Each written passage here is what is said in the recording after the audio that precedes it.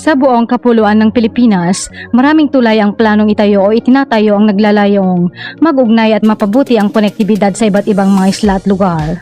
Ang mga tulay na ito ay hindi lamang pangkalakalan at pang-ekonomiyang instrumento, kundi nagbibigay din ng kahalagahan sa paglalakbay, pangkabuhayan at pang-edukasyon ng mga Pilipino. Sa pamamagitan ng mga tulay na ito, ang mga tao ay may madali ang akses sa mga serbisyong pangkalusugan, edukasyon, trabaho at iba pang pangangailangan sa iba't ibang mga lugar sa bansa. Ang mga sumusunod ay mga tulay na maaaring magkonekta sa buong pulo ng Pilipinas.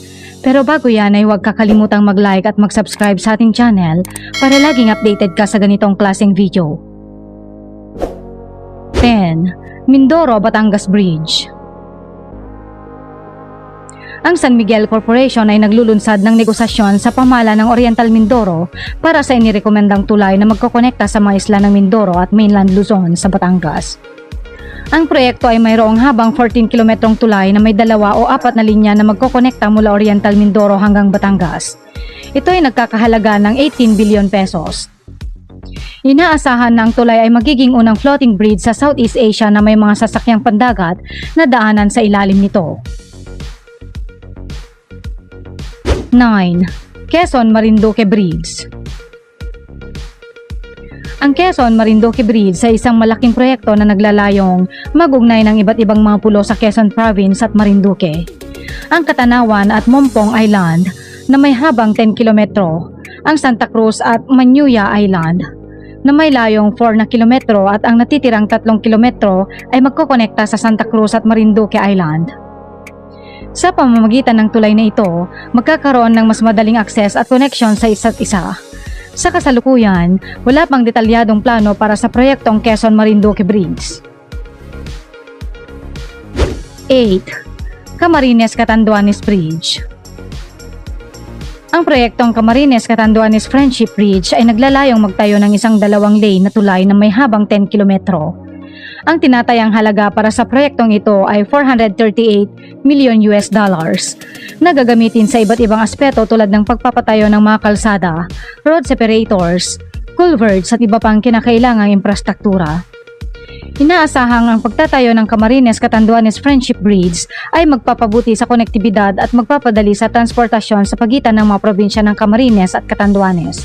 Kapag natapos ang tulay ay magbibigay ng mas madali at epektibong ruta para sa mga commuter, kalakal at serbisyo. 7.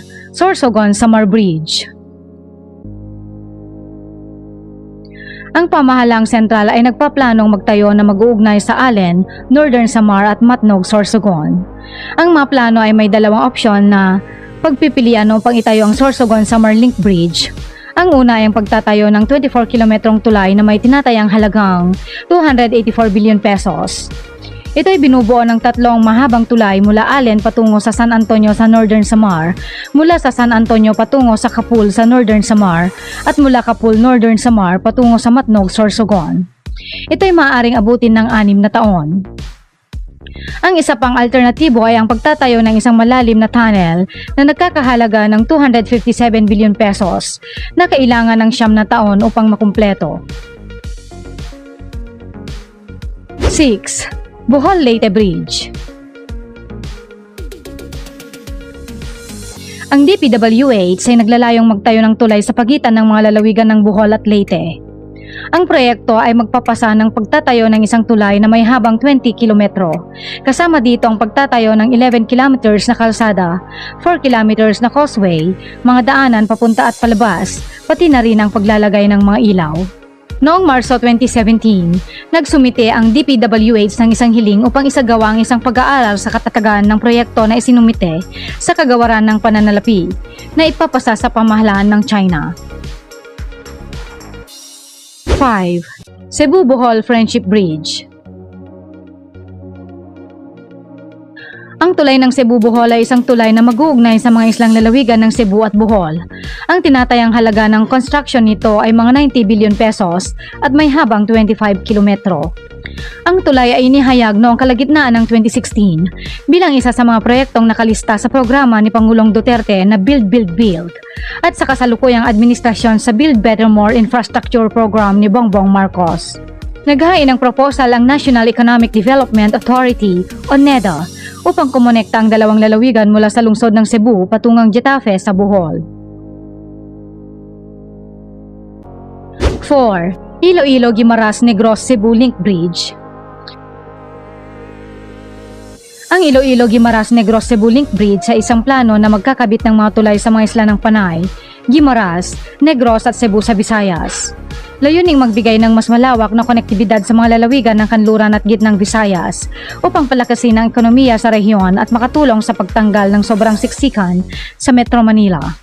Batay sa lawak ng Iloilo Strait, kapag natapos ay inaasahang mas mahaba ito kaysa sa pinakamahabang tulay ng bansa. Ang unang tulay na may habang 20.6 kilometro ay nakaplano na mag-uugnay sa Legcanes, Iloilo at Buenavista, Guimaras. Samantalang ang ikalawang tulay na may habang 20.6 kilometro rin ay naglalayong kumonekto sa San Lorenzo, Guimaras at Pulo Panda, Negros Occidental.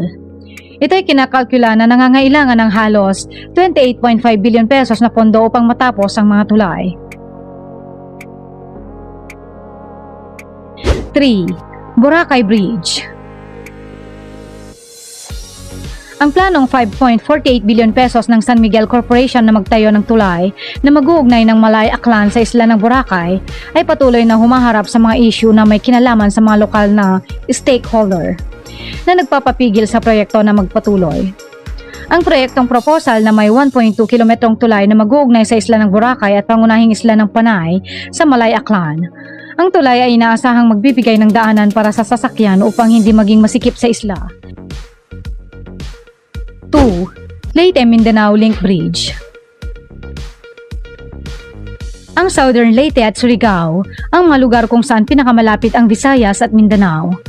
Ang Surigao City at Southern Leyte ay bumubuo rin ng pasukan ng Surigao Strait, isang malaking daanan ng tubig mula sa Pacific Ocean patungong mga inland waters ng Pilipinas. Ayon sa Department of Public Works and Highways o DPWH, hindi praktikal na magtayo ng tulay na magkokonekta sa Mindanao at Visayas dahil sa ilalim ng tubig sa pasukan ng Surigao Strait. Dahil ang teknolohiyang ginagamit ay epektibo hanggang 50 metro ng lalim ng tubig lamang. Ang pagkokonekta ng Mindanao at Visayas ay maaaring maisagawa lamang sa pamamagitan ng roll-on roll-off o RORO ng mga sasakyang pandagat. Balang araw, ang isang underwater tunnel ay maaaring magamit bilang kahalili, ngunit dapat maging abot kaya ang gastusin nito. 1. Davao-Samal Link Bridge. Ang Samal Island Davao City Connector na mas kilala bilang Davao-Samal Bridge ay isang inilaang tulay na magkokonekta sa Davao City at Samal, Davao del Norte.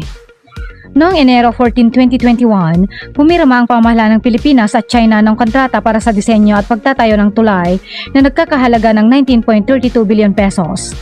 Noong Oktubre 27, 2022, pinangunahan ni Pangulong Ferdinand R. Marcos Jr. ang seremonya ng pagtutulak para sa construction ng tulay.